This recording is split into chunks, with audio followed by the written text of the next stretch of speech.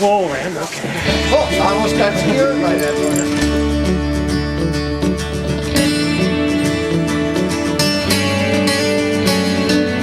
There's a spot that I had scouted during bow season that I wanted to go sit during rifle season. And on Saturday morning of the 22nd, I got up real early in the morning, made some breakfast. I felt good that morning, so I walked probably about a half-mile walk to where I sat. And I snuck in, actually I think it was a doe I spooked. Picked a spot, sat down, waited for a little bit, everything to settle down, and grunted. And I did a doe bleat, and I grunted one more time, and he came crashing through. The firearm deer season is now history, but the stories keep coming. Up next on Discovering, I'll have a couple of more bucks for you to look at. Plus, we'll take a look back at a beautiful muzzleloading buck from 1991, and we'll have a whole lot more. So stick around. It's time for Upper Michigan's very own Discovering.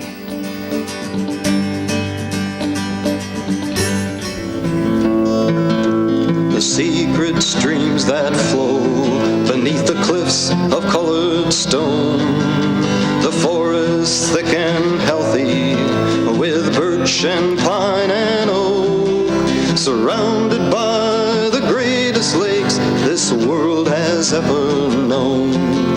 The black bear's awesome presence as he roams the hills and fields, the call of the timber wolf, the loon's lonesome trill, the eagle soaring high above, the trout lies deep and still. These are what I treasure, the only way I measure the feelings that I have for this fine land. There is so much to discover when you're a long-time lover of northern Michigan.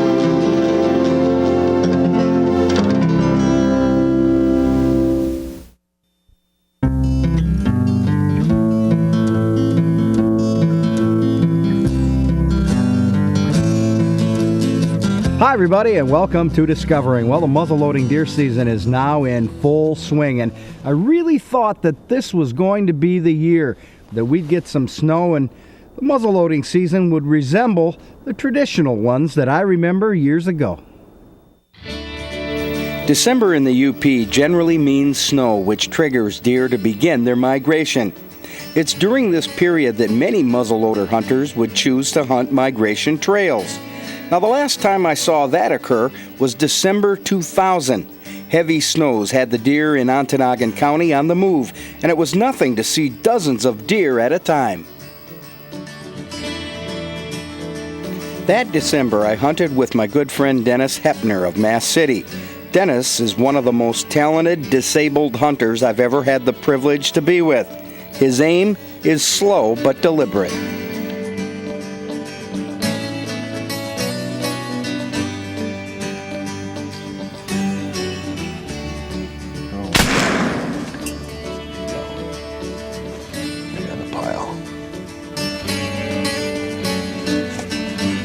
This hunt today is a good example of a bunch of good-hearted people and a bunch of hard work that they put together, and everybody working together to help get some people in chairs or with a disability out hunting.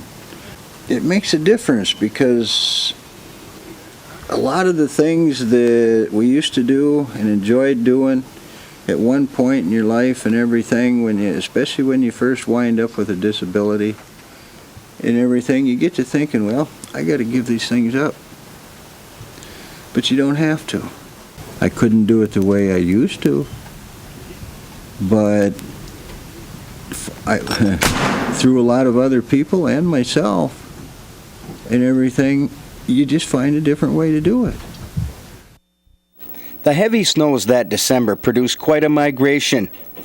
Even yours truly came away with a late season buck. But since that December, I've not seen the migration trails like in years past. Currently, most areas in the UP have just a trace of snow, but you know as well as I do that could change real quick. Let's hope so. Well, the muzzleloading season in the UP ends Sunday, December 14th. Well, you know, over the years, I've seen some beautiful bucks taken in December. Here's a look back at 2 of them. A long time coming in, and I was getting real nervous. All kind of things go through your mind. I was worried the gun won't go off. But I picked my opening, and when he stepped in it, I hit him. Well, I muzzleload hunted last year, but I never seen a deer. This is the first deer I got with the muzzleloader. And you're shooting a Thompson Scout? Yep, 50 caliber Thompson Scout. Using a round ball? Round ball. And how did the round ball work on this big guy here? Well, he only ran about 30 yards, and that was it. Mm-hmm. And I seen him run the whole time from the blind, and he was in my sight, and he was dead. Now, what did he score out to? You had him green scored, and he has an unusual rack with the left beam. That's this nothing one, like the right. Yeah, this one here is over 16 inches long, and he green scored 182.5 in the commemorative bucks, and dressed weight of 170 pounds. You know, that's going to put him right up there, and at least in the top 10 in Michigan for sure, maybe higher. I hope so. Red Frederick's 1991 muzzleloading buck had a final score of 181 3/8, non-typical, putting him in the Commemorative Bucks of Michigan record book. Well, here's another muzzleloading monster taken in Marquette County by hunter extraordinaire Terry Weigold in 1994. I don't like hunting in the real late season when I go in the yards and that, so this year the snow conditions were just right that I didn't have to, they weren't on the migration trails and I could chase one, so I went about 4 different rock canyon sections where I usually hunt in different areas. And this one I shot up in on a far western part of the Marquette County, close to the Barrett line and some big range of hills. I picked this track up, probably about 11 that day. I finally run across this track. I knew there was a big buck in the area, so it took me quite a while to find out where he was in the rocks. So I did pick it up about 11, and I started tracking it. And he went on a dead run. I jumped him out of its bed, and he went on a dead run for 1.5 miles. And of like any other buck I've ever chased, I've never had one that run that far wide open. And I mean, that's up and down the hills. And he did that for 3 shot spurts like that at 1.5 miles approximately each time. And the third time, I'd done something a little bit different. I kept going upwind. He always would go upwind. So I cut his trail up farther, and I knew where he was going, so I cut off and went up on this big canyon and come up behind these hemlock trees, and I saw him standing, just the ribs and a part of his nose and the tips of these antlers. And then I was debating, is it big enough? I really couldn't see his horns real well, and I didn't want to shoot a smaller one, but I knew his track was big. So I thought, well, the tines look pretty thick, and it was all a matter of a few seconds, I guess, probably not that long of thinking of it. So I thought, well, here it goes. And I was huffing and puffing. I used that Thompson Contender, that Thompson Scout. So I thought, well, I hope this thing fires. So I cocked it and shot and saw the deer turn and bolt. And I thought, then I could see it had a pretty nice rack. I thought it would score maybe about 130. So I tried to pack that and get another shot in there, and packed it and went over where I shot and looked a while and finally found out where I shot. It was about 80 yards, and I shot freehand without a scope. And I was puffing pretty good, so I thought, well, at least I hit him because there was quite a bit of blood and hair. And then he went wide open just like he did all the time I tracked him. And I went 350 yards, and I shot him right through the ribs. And there was lots and lots of blood as it kept getting more and more. And I just found him laying behind a big hemlock, and I didn't think it was this big, but when I come up on it, here's what it was. And just a massive, really thick, massive horns, and it was a nice buck. And I officially weighed at, it's 207, and it's as skinny as a rail, so the buck probably would have went around 240, before the rut. So it's definitely a nice buck. Different antlers, really huh? different, palmated. Right in here at my hand, it's 12 inches around on my left hand over here. And then this here side, the right side, is just a big typical like 10 point with one sticker point there. And it would have, I guess they said if it would have scored, if it didn't have this here webbing on this side, and if it was the same as the other side, it would have scored probably in the 190s typical if it would have had the same typical side. So, but it's still a nice buck with all this here deformed side anyway. It's a double antler like. And it roughly green scored non-typical at 179. So it's a nice buck. Well, the final score on that buck was 162 3/8 non-typical. Well, stay tuned. We'll take a look at a few late season bucks from November, and we'll tell you what the DNR is saying about the firearm hunt. Stay tuned.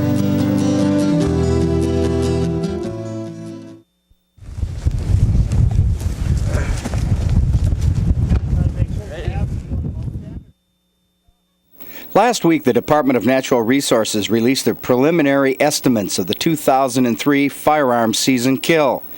Now, the DNR estimates 277,000 deer were taken in the state, 57% antlered and 43% antlerless. That's down from last year's estimated harvest of 299,000 deer. Well, the DNR says Upper Peninsula hunters took an estimated 46,000 deer this fall, slightly higher than last year's total of 44,000. The Mackinac Bridge count of vehicles with deer crossing the bridge was up 7%, and deer check stations had more business than last year, but, there's also been a lot more publicity regarding them as well. Some areas did have more deer, but generally, many of the hunters I have spoken to said it was a mediocre season at best. Well, as you are all aware, supplemental deer feeding is now illegal in every county of the state, and we're going to talk more about this topic on a future show. But just what is the physical condition of the UP's deer herd going into winter? Well, I posed that question to DNR Western UP Wildlife Supervisor Bob Depker. Deer are in better condition, I think, body-wise. They weigh more this year.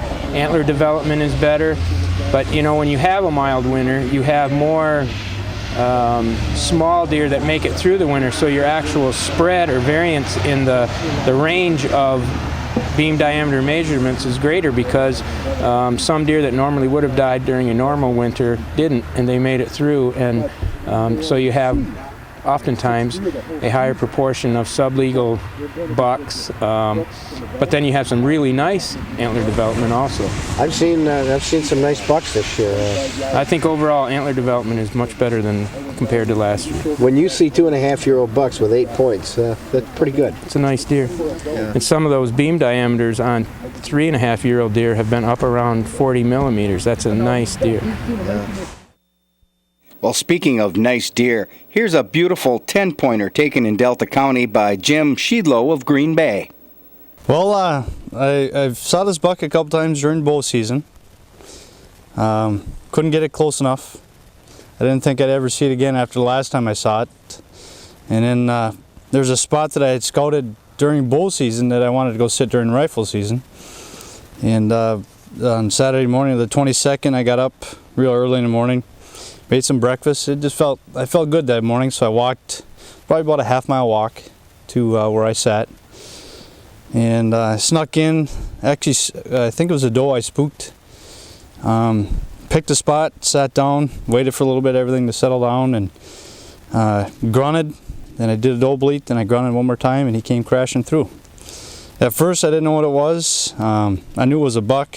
They come to the grunt call, and I stood up, buried myself into a balsam tree, and he came running up 25 yards away, and of course I didn't wait for very long. Once I saw the horns, squeezed it off, and heard him crash, waited for about 5-10 minutes, and went over. He only ran 10 yards. And of course after that the work begins. Yeah. Now you're hunting in a QDM area. Yes. Do you think it's making a difference? I believe it is. In the last couple of years, I've been noticing a lot bigger bucks in the area. A few years back, you see a lot of spike horns and a little fork horns, but the last couple of years, I've been noticing a lot bigger racks in the area. I truly believe it's helping. Yeah. Now you said you still hunted this buck. Yes. All right. Well, that ought to be satisfying.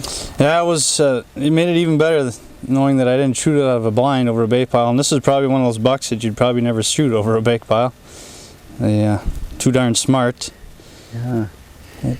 Now you said you took it over to the Rusty Rail, and Ron over there took a look at it. And Yeah. what did he say he thought the age was? 3.5 years old. Wow. It dressed at 162, and they scored it. They scored 138 and 5/8. It's 18.5 spread on it. 10-pointer. 10-pointer. Yep. All right. Well, congratulations. Thank you much. Well, most successful deer hunters are proud of their accomplishments, and here's a Marquette man that's proud of his. Well, I got it Friday evening of December 28th. Came in probably about 5:30, 5:25, 5:30. Came in on the left side of me through some whips. I didn't really know what it was until he got out of the whips and seen he was carrying something on his head. Looked like he was moving a branch every time he lifted his head up and down. I think he was trying to smell the does that just was previously passed by me. I didn't give him a chance. As soon as he got out in the opening, I took a shot at it, and it didn't go too far, probably 30 yards. Dropped down in the most treacherous spot I've ever dragged a deer out of in my life, but it's the biggest one I've ever got. I've gotten some small 7s and 8s, but they would have fit right inside of this one. That's about it. I had a little bit of a hard time dragging her. It went through a little bit of a creek, about 6 inches of a creek, and I was on my hands and knees through a creek and had the rope around my shoulder dragging them out, but we got it all out in one piece anyways. And I put it up on the truck. I thought it was an 8-pointer at first, and when I was filling out my tag there, it said right, and I counted 4, and then said left, and I counted 5, and I had to recount because I thought it was an 8 when it was laying there. But it's to me, it's impressive. I've never gotten a rack this tall and with a 16 and 5/8 spread. Nice brow tines. I like that little twist on I that got one. a little whoop-de-doo right here, don't it? Yeah, yeah. It's a shame that this one didn't have it, but that's all right. I said it looks like it's going to produce a couple of drop tines on there, but I don't think I was going to let it try to make it another year. You know, John, you're one of a number of people that I've met recently that you're allergic to the hide and hair. How do you deal with that? Well, I make sure I take a pill before I handle them, and I can tell right now that I'm starting to get a little bit of the sniffles, but nothing serious. I'm more allergic, I think, is to the blood. And it's surprising because I can eat the venison, I just can't. If I get it on my hands start swelling up, and hard for me to breathe. And I've got, the doctor gave me some cortisone pills and epinephrine stuff just in case I do go into like an anaphylactic shock. But otherwise, I'm not going to give up the hunting. Everybody asks, you're going to have somebody clean it out, when you do it. But that's part of the hunting. You got to do it yourself, It's not no fun if you just go out there, shoot a deer, and have somebody else do all the work for you. All right, well, that sure is an attractive buck. Thank you. Well, John took the buck near Republic in Marquette County. Well, here's a last-minute buck taken in Alger County by Dave Manistow of Christmas. Yeah, he was 225 live weight and 177 dressed. And a nice rack. The rack on the outside was 19. Inside he was 17, and the tips are 15. Tell me about it. Was it a good hunt? Oh yeah, especially when he come through. What happened that day? Well, I had a couple of does come through probably around 5 o'clock. They come in and they ate for a little while, and something kind of spooking them. So they walked off ahead of my blind there, and I caught some movement in behind a soft maple tree, and it was getting kind of dark out, and I didn't know what he was.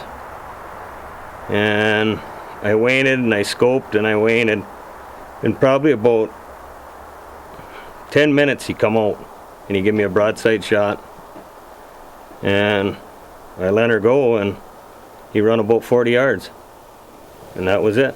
Now this was what day? This is near the end of the season? Last day at 5:30. Oh, you waited the last minute, didn't you? That was it. It was worth the wait. You see any other deer this year? I got a 4-point in bow season. And I seen a few does, not many. You're hunting Alger County. Alger County. What did you think? That the population's down a little bit or up? Or I thought it was down. But I seen a few bucks though. And you got this buck. Beautiful buck. Worth the wait. All right, well, congratulations. All right, thanks. Well, from time to time I get deer pictures sent via email, and this one takes the cake. It's Michigan's oddest deer this fall. It was shot by a 15-year-old youngster with a muzzleloader on Monday, September 29th, on a downstate preserve. It was determined to be 3.5 years old. This buck has one base coming out of its head that is 16 inches around. About 2 inches up, it splits into two beams, and the deer's C1 measurements are just shy of 10 inches. What's interesting is that they found the sheds from last year when he also shed the entire bone between the antlers. There's about a 1-inch piece of extra bone from his skull on the inside of those sheds. The deer was examined by the DNR. Well, Marty Besselow sent in this picture of one of the famous big Keweenaw County bucks. This one was taken in November, a 10-pointer that dressed at 190 pounds and had a 20 1/2 inch spread. Congratulations, Marty. And another oddity. Bruce Belisle of Sands photographed this 3-antlered buck in October. It's believed the buck was shot during the firearm deer season. Bruce was hoping it would survive another year just to see what kind of antlers it would grow.